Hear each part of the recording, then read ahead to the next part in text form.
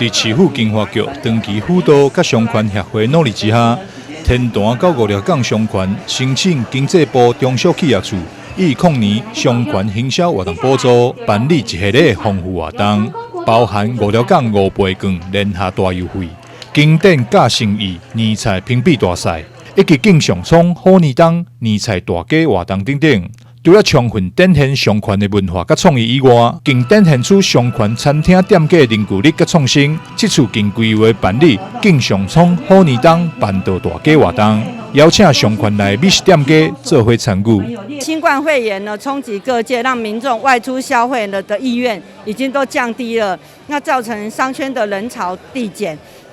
店家的业绩下滑，那我们在金花局局长陈凯琳局长的长期辅导跟商圈计划的努力下，申请了经济部中小企业处110年商圈行销补助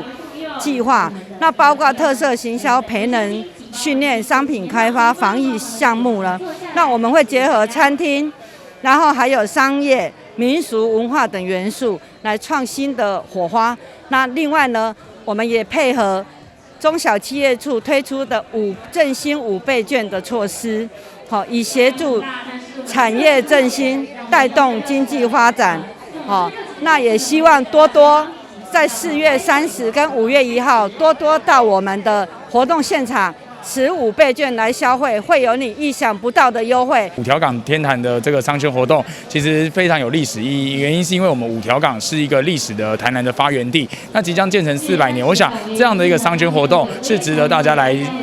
这个是观赏来购买的。那也要买好买满，但是口罩防疫也是要戴好戴满。要拼经济，同时嘛要顾好防疫。主办单位天坛甲5条港商圈以及中西区公所也呼吁来现场采港的市民朋友，要遵守防疫规定。4月30到5月初1吼，咱天坛5条港商圈吼办这活动啦吼，欢迎吼大家一起来参与啦吼。但是要需要吼那个我们观众朋友的话吼，因为现在那个疫情吼蛮严重的吼，记得吼来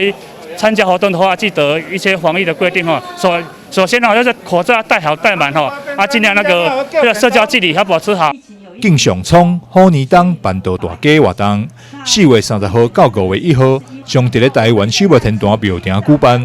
2天的活动，除了邀请商圈内各店家到设计摆摊以外，民众提5倍券到指定的店家消费，更享有专属优惠。同天嘛有邀请成功各种武术团等团体来表演，另外也将伫咧台湾首个天坛当中为疫情祈福，感谢上苍这一冬来的保庇。